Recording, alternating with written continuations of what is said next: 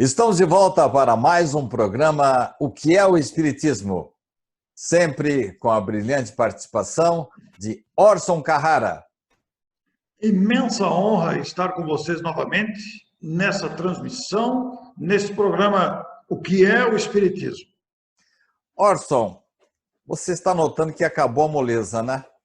Nós, durante vários programas, trouxemos aí, como diria minha mãe, umas perguntas café com leite para você aí. E agora estamos exigindo de você um pouco mais de reflexão, de raciocínio, de aprofundamento em algumas questões. E eu quero começar o programa de hoje, Orson, perguntando assim: depois que a gente morre, Orson, tudo acaba? Nada acaba.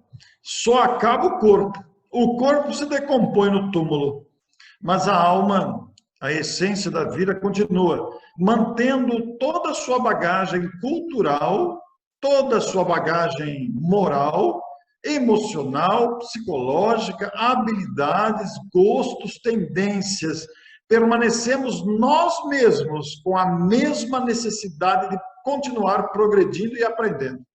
Mas, Orson, essa sua resposta seria a mesma que o meu amigo da igreja aqui perto de casa, ou o meu amigo Tércio, um pastor evangélico lá de Sumaré. Os dois dariam a mesma resposta para mim. Eu quero saber sobre o ponto de vista espírita, Orson. Como é que você sabe que a vida não termina no túmulo, Orson? Por dois meios, Sidney. Nós constatamos essa veracidade, nós concluímos pela imortalidade da alma, que é um dos princípios básicos do Espiritismo, é um dos pilares que sustentam a sua fundamentação científica, o seu desdobramento filosófico de consequências morais. Primeiro é o raciocínio. Basta raciocinar, pensar. Não tem lógica alguma viver para acabar.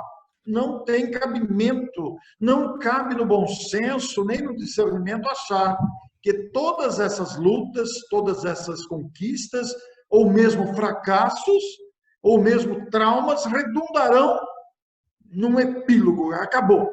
Pronto, chegou sua hora, morreu, acabou. Não, não tem lógica nenhuma. Então, o primeiro motivo, o raciocínio, basta raciocinar na dinâmica da vida. E isso não se envolve, não se diz diretamente apenas a nós, como pessoa individual. Mas, se você pensar na coletividade, se cada vida que iniciasse viesse do zero, nós não teríamos um progresso. Então, as almas que se foram através da chamada morte, ou desencarnação no linguajar espírita, vão para algum lugar. Nós vamos falar sobre isso depois. Mas há um segundo motivo, que nos faz a convicção da continuidade da vida. É o depoimento dos próprios protagonistas que voltam para relatar a sua experiência. Muitas vezes fomos chamados de loucos por aceitar esse tipo de informação, mas os mortos não voltam. Como é que eu vou acreditar? Como é que eu vou saber se é ou não é mesmo? Bom, não é uma aceitação cega, não é uma aceitação apenas porque os espíritos ensinaram, mas também é embasada na lógica e nos depoimentos colhidos e vindos através de manifestações variadas por diferentes médiuns, constatando essa realidade que não é invenção do Espiritismo. Em todos os tempos ocorreram fenômenos que demonstram a imortalidade da alma e a manifestação dos espíritos, provando que continuam vivos. Você está contradizendo a minha mãe, Orson, porque ela dizia que quem morre não volta para contar a história. Mas volta sim. E mesmo assim, Orson, eu fico pensando, se o corpo acaba, que serei eu depois da morte? Você está dizendo que eu continuo vivo e ainda volto para trazer as minhas experiências? Explique melhor isso, Orson. O corpo é uma ferramenta, Sidney. O corpo é um instrumento. É como se fosse uma ferramenta mesmo. Ele tem um tempo de durabilidade. Ele é um organismo perecível. Ele não dura para sempre. Mas ele só tem movimento, ele só tem esse dinamismo, ele tem essa movimentação, ele é capaz de raciocinar, de pensar, de olhar, de ver, de falar, de ouvir, e todas as outras manifestações biológicas que nós temos por causa da presença da alma, do espírito, que já existia antes e reencarnou, quer dizer, ocupou um novo corpo que renasce e o espírito usa esse corpo durante um certo tempo. Esgotado o tempo do corpo por motivos variados, o espírito retorna à vida espiritual, mas retorna através do perispírito, que é o corpo espiritual. E é exatamente o perispírito que molda este organismo biológico. Eu estava temendo que você entrasse nessa área aí, porque para mim é corpo e no máximo uma fumacinha depois da morte. Quer dizer que temos um outro corpo depois da morte? Não é, na verdade, a alma imortal ou espírito é constituída basicamente de três elementos. A alma, que é o ser principal, é o ser pensante, é o ser que raciocina, é o ser que sente, que tem vontade, que tem entusiasmo, que tem alegria, que tem tristeza, porque esses atributos não são do corpo, é da alma. E a alma utiliza-se de um corpo biológico durante essa estada temporária. Mas para atuar no corpo biológico, que é um amontoado de carne com sistemas e órgãos, etc., a alma tem o perispírito, que é o corpo espiritual. E se esse corpo espiritual é que faz o elo entre a alma e o corpo. E o corpo espiritual é a aparência do espírito, digamos que é a embalagem do espírito. Então, quando está no mundo espiritual, vivendo a vida espiritual, o espírito se utiliza do perispírito para as manifestações, para as aparências, para tornar-se visível, porque a alma propriamente dita não tem forma, ela não tem aparência, ela é a fonte de vida, ela é a vida, mas ela tem a aparência do perispírito, que é um organismo moldável, elástico, sutil, que é o molde para a formação do corpo em gestação. Então, o perispírito é que tem a forma humana, porque se não houvesse a presença do perispírito, a multiplicação das células seria desordenada e formaria um amontoado de carne sem formas. A presença do perispírito na gestação, a partir da concepção, é que dá o formato humano ao corpo, que nasce. Poderíamos afirmar que o perispírito, esse corpo intermediário que você inventou aí, seria a forma da forma? Sim, seria a forma da forma, uma boa expressão. A forma da forma. E quando o corpo morre, o espírito utiliza-se do mesmo perispírito que é propriedade dele, que ele formou em cada mundo em que se reencarna, no mundo que ele está vinculado, para retornar à vida imortal, com a mesma aparência do corpo. O perispírito foi criado pelos espíritas? Não, o perispírito não foi criado pelos espíritas. O perispírito é uma realidade constante das possibilidades da alma. É uma característica resultante da própria alma, do espírito que possui um corpo espiritual para se apresentar na vida espiritual. Outras civilizações já falaram do perispírito, então? Inclusive Já Paulo, falaram do o perispírito apóstolo? antes do espiritismo, com outros nomes, com outras nomenclaturas, com outras denominações. E é muito interessante porque morto o corpo, e se um espírito se fizer visível aqui entre nós neste momento, não estava previsto no programa, digamos que o espírito se materializa atrás de mim ou atrás de você, e os nossos telespectadores não precisam sair correndo porque não foi uma montagem. Digamos que isso aconteça agora, nós não veremos um espírito, nós veremos o perispírito, porque o espírito propriamente dito, nós não tem uma forma definida, a forma é do perispírito. Então, os espíritos que estão no mundo espiritual estão se valendo do corpo espiritual, que será o molde na próxima encarnação.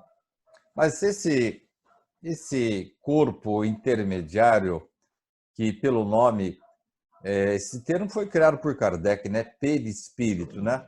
Baseando-se no perisperma da fruta, não é isso?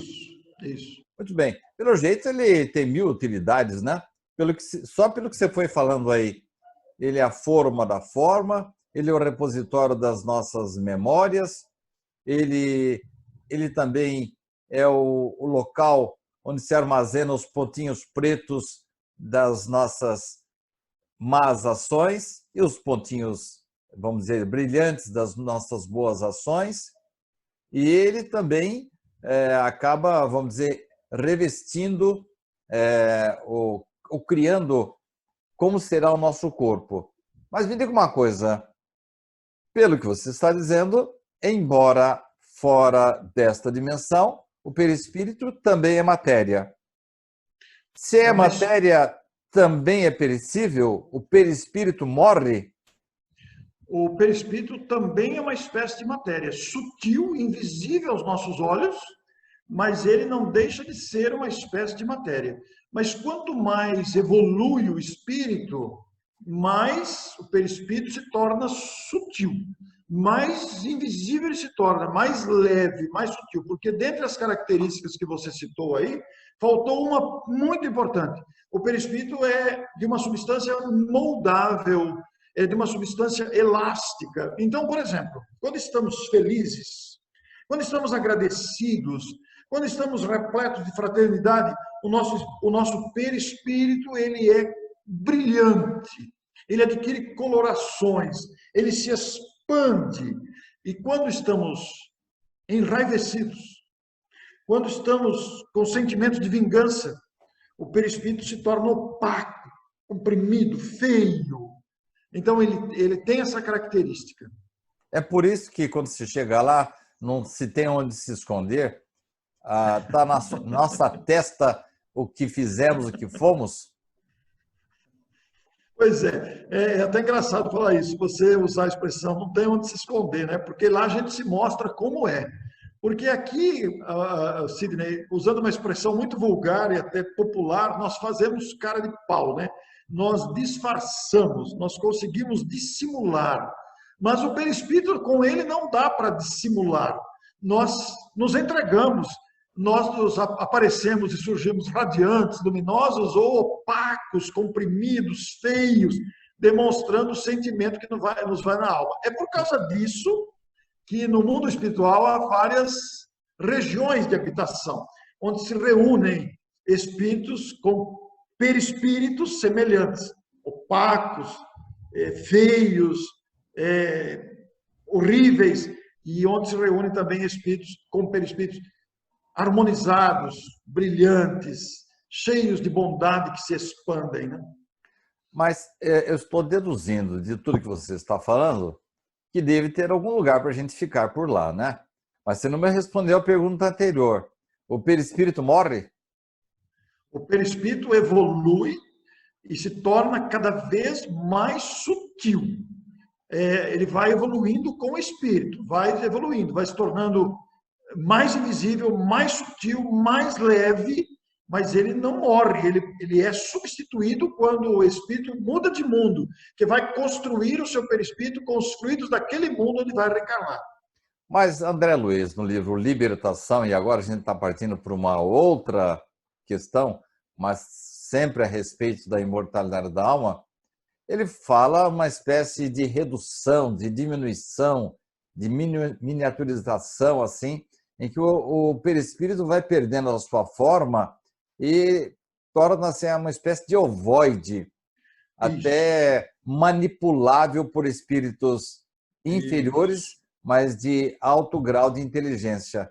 Então, ele perde também aquela forma anterior da sua última vida, porque eu estou deduzindo que lá a gente se reconheça, né? A gente assume a personalidade, pelo menos facial, da vida mais recente, ou outra, talvez. Como é que é isso, Orson? Então, aí voltamos àquela característica do perispírito ser um elemento moldável, porque o perispírito sofre transformações, ele pode inclusive sofrer ferimentos, ele sofre modificações resultantes da nossa conduta, que afeta e lesa a sua própria estrutura. Essa lesão pode surgir por nossa responsabilidade, por nossa irresponsabilidade ou por atuação de entidades inteligentes, como você se referiu, vingativas, que são capazes de também transformar o perispírito. Ou o perispírito, em virtude de excessivo sentimento de culpa, grande sentimento de consciência de culpa, ou oriundo de vários crimes bárbaros praticados, ele pode deformar tanto a sua forma que perder a forma humana, seja por si mesmo ou por atuação de perseguidores invisíveis, e transformar-se nessa questão que você citou, muito bem lembrado, de André Luiz. Mas a estrutura, a capacidade de recompor-se está latente ali. Embora ele perca a forma humana, se transforma num ovoide, mas a alma está usando daquele corpo, ainda que deformado. Acho para terminar essa parte, embora o assunto seja, vamos dizer assim, inesgotável, então quer dizer que se eu me comportar bonitinho aqui, eu vou lá para o céu, tocando harpa, eu vou ficar olhando para Deus, e se eu não me comportar, eu vou ficar naquelas regiões umbralinas descritas por André Luiz? É isso? Essa é uma pergunta muito recorrente, essa pergunta, porque poderíamos perguntar, para onde vamos após a morte? Já que estamos falando de imortalidade e adentramos o assunto do perispírito, para onde vamos após a morte? Vamos para o local com o qual nos sintonizamos, porque não existe céu e inferno. O céu e o inferno são estados de consciência. O sujeito que está arrependido, com remorso, vingativo, cheio de raiva, ele cria o seu inferno interior e vai se situar numa região onde estão outras criaturas que também têm raiva, arrependimento, remorso, vingança. Então, cria-se uma comunidade de criaturas arrependidas, cheias de remorso, cheias de raiva, cheias de vingança, que é um local nada agradável, naturalmente, comparado e chamado muitas vezes de umbral ou de inferno, dê seu nome que quiser. Mas é resultante da reunião dessas criaturas arrependidas, cheias de remorso, vingativas ou cheios de maldade dentro de si. Aqueles que têm a consciência tranquila, aqueles que se esforçam por fazer o bem, como você disse, andou tudo direitinho aqui e fez o máximo que esteve ao seu alcance, deu o máximo de si, vai despertar com suavidade e construiu para si mesmo um local agradável, será recebido agradavelmente, estará num lugar tranquilo, onde vai poder reorganizar os seus pensamentos, as suas ações, replanejar, reavaliar o que fez, o que precisa ser feito e retornar para a reencarnação. Então, esses locais, céu e inferno, são conscienciais. Orson, você até agora não falou nada além do que o padre aqui da igreja aqui atrás me fala. Você falou de Deus, de que o Espírito continua, e daqui a pouco, agora eu vou perguntar para você, você já começou a falar na questão dos efeitos das causas que provocamos. O simples mal-estar em que se encontra o espírito já é um reflexo do que, como ele viveu. Estamos entrando assim de leve na lei de causa e efeito, que também existe junto dos nossos irmãos católicos, os islâmicos, os irmãos budistas, os irmãos evangélicos. Então, o que o Espiritismo traz de diferente nessa história do efeito que sofremos das causas que provocamos, Orson? O Espiritismo traz uma postura diferente, afirmando que não é castigo. A lei de causa e efeito é uma lei de consequências, fazendo-nos responsáveis por todas as nossas ações. Nós sempre teremos responsabilidade pelo que fazemos, ainda que o nosso nível de conhecimento seja pequeno. Quanto mais consciente o espírito, mais responsabilidade, é claro. Mas sempre assumiremos responsabilidade pela nossa vulgaridade, pela nossa negligência, pela nossa omissão, pela nossa má intenção, pelas nossas ações que lesaram a nós mesmos e ao próximo, ou à coletividade no seu todo. Isso vai gerar consequências que nos levarão a remorsos, arrependimentos, aflições e, principalmente, a necessidade de reparação. Por isso, a pluralidade das existências, a reencarnação. O espírito imortal está lá no plano espiritual reavaliando sua própria capacidade, reavaliando suas posturas e sente dentro de si necessidade de corrigir isso, porque ele está arrependido, ele está com remorso, mas não adianta estar arrependido, com remorso, sofrendo por causa disso. Ele tem que reparar o mal que causou ao próximo. Aí entra a lei de causa e efeito. Nunca castigo, mas sempre como consequência. Poderíamos afirmar, assim, para efeitos didáticos, que a lei de causa e efeito é irmã gêmea da lei da reencarnação? Sim, porque é através da reencarnação, da pluralidade das existências, que se cumprem a lei de causa e efeito. Porque colheremos nas reencarnações futuras, ou na reencarnação futura, a depender do grau de responsabilidade ou gravidade, os efeitos causados agora. Da mesma forma como estamos colhendo agora os efeitos de causa anterior. Mas há um detalhe importante nisso, Sidney. Nós não podemos generalizar e dizer que tudo que estamos passando é fruto de equívocos do passado. Não. Está certo que tem coisas do passado, mas muita coisa é resultante da teimosia de agora. Quer dizer que tem coisa que eu estou sofrendo agora, que eu não posso falar que veio de uma encarnação de 100, 200, 300 anos? Às vezes é o passado da semana passada. Perfeitamente. Às vezes é negligência de agora, às vezes é descuido de agora. Se você é descuidado, distraído, irresponsável, você pode colher a consequência quase que imediatamente, na semana que vem, amanhã ou nos dias futuros. Quer dizer que funciona nessa base mesmo de semeadura e colheita? Sim, é semeadura e colheita. Sempre colheremos o que semeamos. Existem fatos mais graves, que inclusive passam desapercebido das leis humanas, mas que não passa desapercebido da consciência onde fica registrado. É isso que eu Deus ia não fica perguntar. com um caderninho. Deus não fica com um É isso caderninho que eu ia perguntar. anotando. Fica Oi? um computador lá registrando as minhas besteiras? Não. Não existe um caderninho de anotações. Deus não fica perseguindo a gente para ver o que a gente fez de certo ou de errado. Existe a nossa consciência que registra isso. E a consciência, conforme avança, vai indicando os equívocos. E aí nós vamos avançando. Constatando os equívocos, nós sentimos a necessidade de reparar. Aí voltamos para reparar. André Luiz diz que quando a gente desencarna, a gente entra a ver como uma espécie de espelho, que nesse espelho é que a gente vai rememorando o que fez. Quer dizer que não temos um tribunal lá para nos julgar? O tribunal é a nossa consciência, Orson? O tribunal é a nossa consciência. Sim, mas há um detalhe nessa história toda, inclusive relatada por André Luiz, e ele mesmo sofreu isso.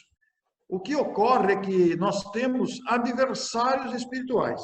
Esses adversários existem por força da nossa conduta.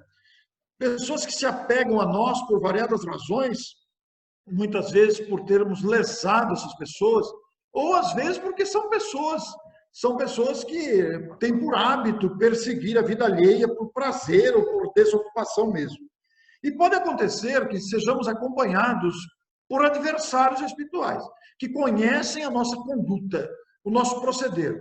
E pode acontecer de que, quando desencarnarmos, sermos julgados por essas acusações. Sejamos acusados por pessoas que nos conhecem de perto e que não gostam da gente.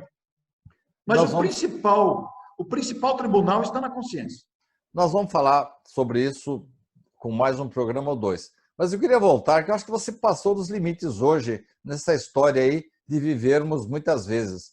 Quem estiver nos assistindo aí, mas espera aí, na própria Bíblia, em determinados momentos lá, diz que nós vivemos só uma vez, Jorge. Que história é essa de várias vidas?